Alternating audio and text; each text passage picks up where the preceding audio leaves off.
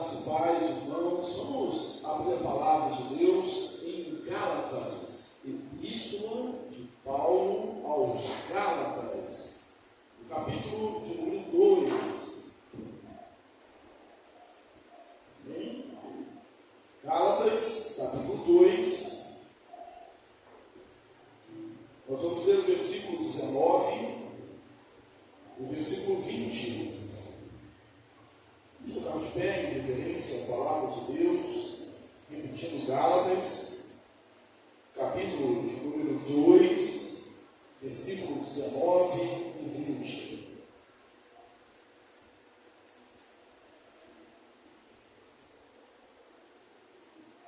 O apóstolo Paulo, escrevendo à igreja da Galácia, aos Gálatas, diz assim: porque eu, mediante a própria lei, morri para a lei, a fim de viver para Deus.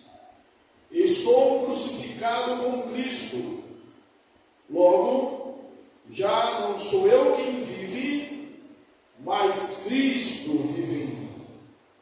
E esse viver que agora tenho na carne, vivo pela fé no Filho de Deus, que me amou e a si mesmo se entregou por mim.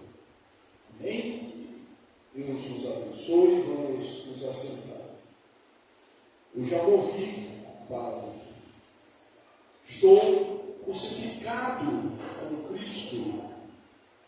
Logo, já não sou eu quem vive, mas Cristo vive em mim. Certamente, irmãos, esta é a declaração, esta é a afirmação que cada crente genuíno, que cada crente verdadeiro precisa fazer. Não sou eu quem vive, mas Cristo vive em mim. Dia 31 de dezembro, o último dia do ano, o culto que a gente chama de o culto da virada.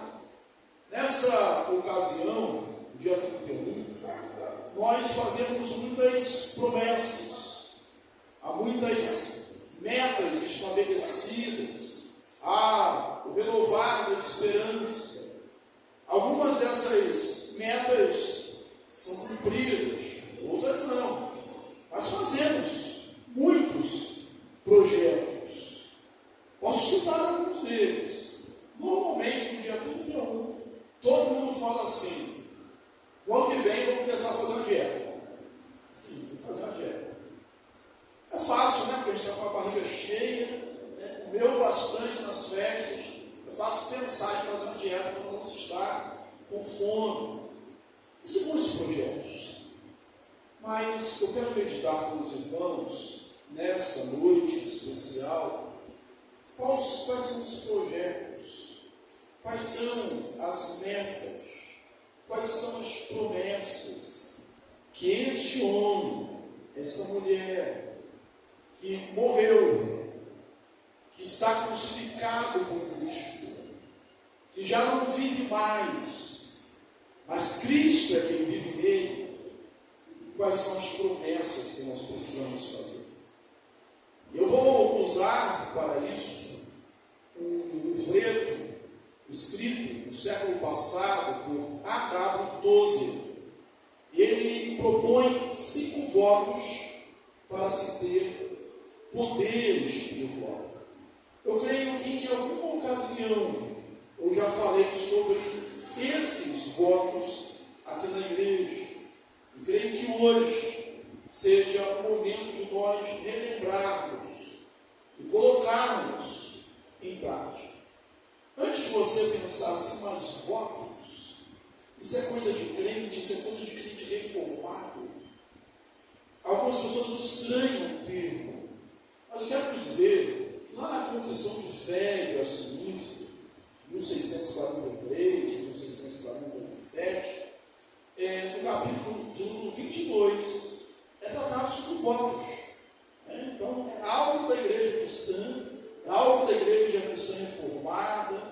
Eu não vou ler aqui os títulos da confissão, mas ela coloca algumas normas, como, primeiro, não se faz voto a nenhuma criatura. O voto é somente a Deus. O voto, para ser válido, tem que ser voluntário. E outra coisa, que aí elimina talvez aquela sua reserva. Nós não vamos fazer, não podemos fazer nenhum voto que seja contrário à palavra de Deus e que não esteja em nossa condição cumprir. E sim, voto é coisa de crente. Mas se você preferir promessa, ou pactos, ou propostas, metas para 2025, sinta-se à vontade. Mas realmente é mais fácil a gente não fazer esses votos. É mais fácil a gente não ter metas. Viver sem responsabilidade, às vezes é mais fácil. A gente pode pensar, por exemplo, assim: você tem conta para pagar? Vocês têm. Você tem preocupação? Tem. Você tem louça para lavar todo dia? Tem. Mendigo não tem. Mendigo não tem, ele é livre para deitar no banco da praça, é livre para acordar a hora que ele quer, é livre para ser chutado por alguém, tirado por alguém dali. É uma vida livre, mas tanto livre quanto é inútil e vazia. Agora, se nós fôssemos passar, por exemplo, por um presidente, ele não é livre. Ele tem tantas responsabilidades que ele não é livre. Ministro, um presidente de uma empresa, um administrador, quanto mais elevado é o nosso cargo, menos livres nós somos. E somos únicos. Então é melhor a gente escolher ter metas, ter planos, ou fazer votos que nos prendam e nos tornem úteis, e eu digo úteis ao reino de Deus, que vivemos uma vida de acomodação, uma vida relaxada, uma vida com desídia, uma vida sem propósito. E dos 5 votos que nós vamos falar, o primeiro é: trate seriamente o pecado. Trate seriamente o pecado. Chame o pecado pelo seu nome, pelo que ele é. Não é próprio, exclusividade da nossa geração, mas talvez tenha se desenvolvido mais no nosso tempo, a gente mudar o nome das coisas. A gente usar assim, nos tão felizes para as coisas mais duras. Eu lembro que, algum tempo atrás, eu chegava a falar sobre isso, brincando, que acabaram, eu vivi para ver acabar as favelas. Pensamos que agora, politicamente correto é chamar favela de comunidade. Como se mudasse a realidade. Eu acho que já voltou de novo, porque o pessoal agora prefere que seja chamado favela de novo. Não sei, posso estar desatualizado. Mas as pessoas chamam, dão nomes mais bonitos às coisas, como se isso fosse mudar. Aí chama a consciência, a convicção de pecado, por exemplo, de complexo de culpa. Eu estou com complexo de culpa. Chama o egoísmo, a autocomiseração, a lascívia. Começa a dar outros nomes. Começa a tratar de outras maneiras. Sentam-se num divã e aí vão descobrir, depois de muito tempo, vão ouvir falar: não, isso está acontecendo com você porque você foi frustrado quando você tinha 2 anos de idade. Quero desmerecer nenhum tipo de tratamento. Aliás, nós devemos procurar os tratamentos, sim. Mas cremos que o remédio para o pecado é só um. É o quebrantamento, é a confissão, é o arrependimento. O pecado não muda, ainda que nós mudemos os nomes deles e coloquemos coisas mais bonitas. A inflação pode desvalorizar o seu dinheiro, o seu salário vai mudar, mas tem uma coisa que não Romanos 6:23. O salário do pecado é a morte. O salário do pecado é a morte. É o salário que não precisa nunca de atualização. Não há nenhum ajuste. Continua sendo como era no passado, a morte. E não adianta você dizer, olha, mas os tempos mudaram.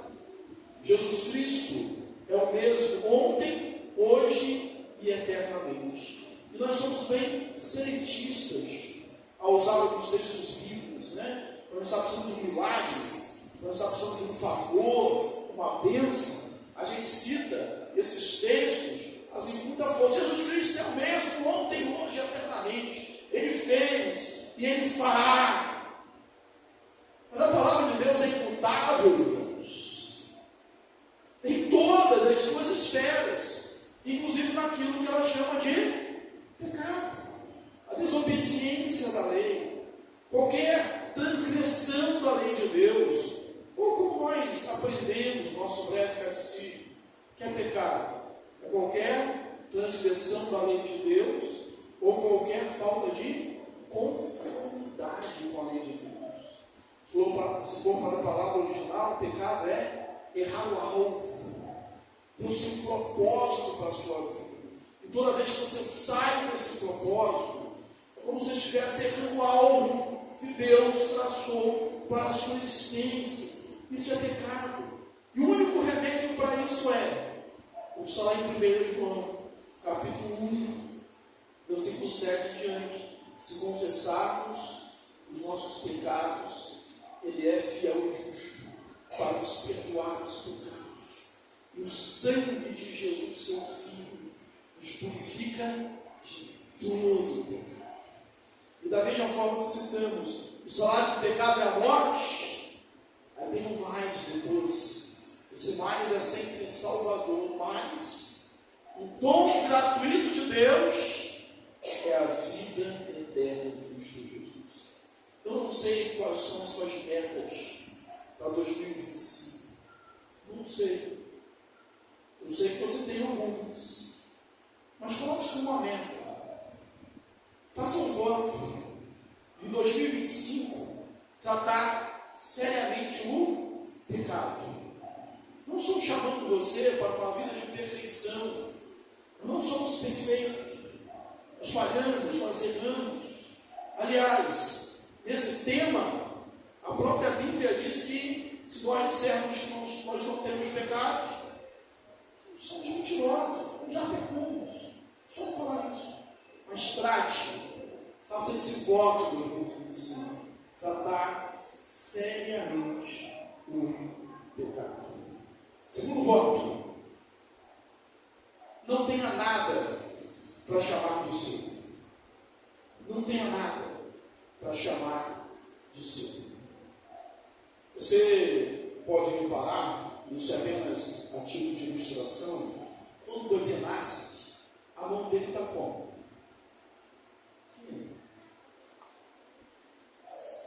Os que eu vejo estão fechados. Fechado. Como se estivesse dizendo, é meu. É meu. E uma das primeiras palavras que a criança aprende a falar é meu. É meu. E fala anjinho, mas é difícil, né? É sobrenatural uma criança que compartilha bem. É meu. É meu. Nós vamos crescendo assim. Eu não estou dizendo com isso que você não possa ter bens, não possa ter um carro, uma casa e alguns confortos do seu trabalho. É digno, é o trabalhador do seu salário. E nós podemos usufruir de todas as bênçãos de Deus. Aprendemos aqui, na escola dominical, no domingo, que nós não somos as setas, né? Aquele ascetismo, né? Não faz parte da nossa teologia. Mas é necessário que a gente faça igual, não ter nada para chamar de meu. É do Senhor. Eu sou mordomo de Cristo. Eu sou um administrador de tudo. Os meus filhos são herança do Senhor, não são meus, são do Senhor. Meu trabalho é como um ministério, é para glorificar a Deus. O fim principal do homem é glorificar a Deus e gozá-lo para sempre. Quer comais, quer bebais, ou fazeis outra coisa qualquer, fazer tudo para a glória de Deus. Mas quando a gente chama as coisas de minhas, isso é meu, a gente se prende a elas. É como se a gente andasse acorrentado, como a gente vê naqueles filmes, né, com a bola de ferro, de chumbo, algo pesado atrás de nós, que traz a nossa caminhada. A gente vive uma vida mais pesada. A gente pode sofrer de todas as coisas, mas lembrando que todas as coisas são de Deus, que nós não somos bons. Aliás, lembrei agora de uma ilustração acerca de Alexandre Magno, Alexandre o Grande, e é mais ou menos assim, que ele deu uma ordem que quando ele morresse, seus médicos carregariam o seu caixão. Esse caixão deveria ser aberto, os seus bens em cima caindo pelo caminho, e as suas mãos pendidas para o lado de fora. E alguém me perguntou, mas por que isso? Para que todos entendam que os meus médicos não puderam salvar a minha vida. E as minhas mãos vão pendendo para fora, para que todo mundo saiba que eu não pude levar nada. E nós sabemos isso. Sabemos isso. É fechar os olhos e tentar viver de outra forma, não adianta. Nós podemos usufruir de todas as bênçãos de Deus, mas lembrando que tudo é dele. Tudo é dele. Então o segundo voto é: não tenha nada para chamar de seu. O terceiro voto talvez seja tão difícil como os anteriores, é: não se defenda. Não se defenda. Nós temos o instinto de nos defendermos. Alguns crentes são realmente muito brigões, né? Assim, eu não tenho sangue de barro, e faz um verdadeiro barraco, às vezes por coisa muito pequena. Deus muda tudo, só não pode mudar o temperamento desse crente, na visão dele. Deus muda tudo. Mas por que não se defender? Lembre-se, eu estou falando, não estou falando para pessoas comuns, não estou falando para gente natural. Lembra o texto que nós vemos no início? Eu já morri, já estou crucificado com Cristo. Logo, já não vivo mais eu, mas Cristo vive em mim. Mas se eu não me defender, eu vou ficar vulnerável. Uma pessoa normal vai ficar vulnerável. Você não. Não se você ler na Bíblia. Se você ler lá Êxodo 23, 22, Deus falou para Moisés assim: olha, se você ouvir, se o povo entender, se ouvir, se obedecer, aí diz assim: serei inimigo dos teus inimigos. Serei inimigo dos teus inimigos. Por que não se vingar? Por que não se irar? Não é para que a justiça não seja feita. Lembre-se, a justiça ou a vingança pertence ao Senhor. E aí eu fico tranquilo, porque Ele é mais forte, Ele é mais poderoso, Ele é mais justo do que eu. Então, quando eu não me defendo, quando você não se defende, como cristão, não é que você esteja deixando para lá. Eu não deixo nada para lá. Você não precisa deixar nada para lá. É só deixar nas mãos de Deus. É porque Ele vai fazer. fazer. Ele vai operar. Ele vai fazer um milagre. Então, entregue essa defesa nas mãos de Deus. Entregue essa defesa nas mãos de Deus.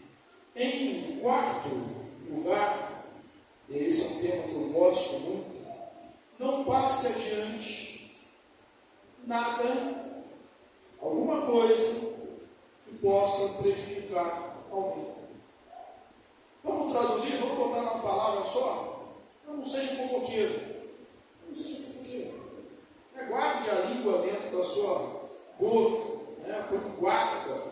Ora como o salmista orou, Senhor, põe guarda a porta dos meus lábios.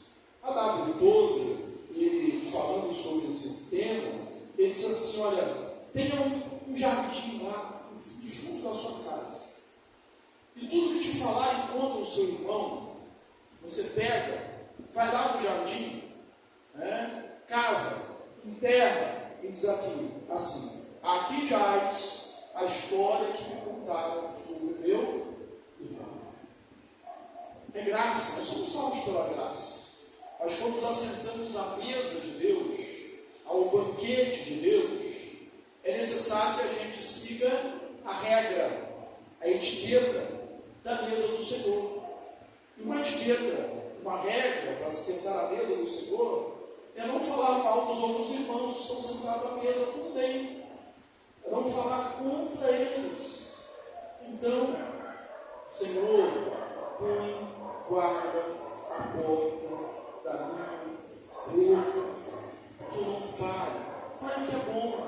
Seja a vossa palavra, disse Paulo, temperada com sal. Seja sempre agradável.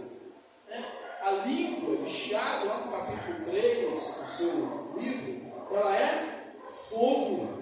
E ela incendeia uma grande selva. Depois que a gente fala, a gente não tem mais o controle. Diz o provérbio que há 3 coisas que não voltam: a oportunidade perdida, a flecha atirada e a palavra pronunciada. Você vai continuar sendo responsável por ela. Você não pode recolher. Você não pode fingir que não falou. Falou e fez um efeito, produziu um efeito, um estrago. Não tem mais volta. Então, Senhor, põe guarda a porta dos seus lábios. Primeiro voto, trate seriamente o pecado. Segundo voto, não tenha nada para chamar você. Terceiro voto, não leve adiante, não passe adiante algo que possa ofender, prejudicar alguém. O último voto, não aceite qualquer glória. Não aceite qualquer glória. Deus não dará a sua glória a outro. Um dos pilares da reforma protestante é: só lhe deu glória. Glória somente a Deus. Mas a nossa natureza caída faz com que a gente tenha sede de glória. A gente quer ser o maior. E nós pensamos, nós crentes, que essa vontade, essa sede entre os irmãos é menos pior. Penso o contrário. Seria redundância, né? Mas é mais pior. Porque querer ser grande no mundo, a glória é uma coisa. Agora, ser grande entre os filhos, entre os servos, é pior. Deus não dá a sua glória ao outro. E mais, Ele não dá e Ele nem compartilha. Não queira nem um pouco da glória que é de Deus. Dê glórias ao Senhor. Você pode fazer esses votos? A Bíblia diz que a gente faz, a gente deve cumprir. Mas é melhor fazê-los do que viver de maneira relaxada. Deus é misericordioso. Quando a gente falha, a gente deixa Ele cumprir, não deve se quedar prostrado diante dele e dizer: Senhor, me ajuda, porque eu quero. Então, trate seriamente o pecado. Segundo, não tenha nada para chamar de seu. Terceiro, nunca se defenda. Quarto, não passe adiante algo que possa prejudicar alguém. E quinto, não aceite qualquer coisa. Eu repito, eu não sei quais são as suas metas para 2025. Mas você deveria incluir como crente, como aquele que não vive mais, mas Cristo vive em você, como aquele que está crucificado com Cristo. Esses 5 focos, ou essas 5 metas, ou esses 5 propósitos, de viver uma vida mais santa diante de Deus. E se todos nós fizermos e buscarmos isso, 2025 vai ser um ano de bênção, vai ser um ano de realizações, vai ser um ano de conquista, de poder espiritual, porque nós vamos estar no centro da vontade de Deus. Ele vai estar com as suas mãos estendidas sobre nós. Não é que nós não teremos problemas, não é que não haverá tempestades,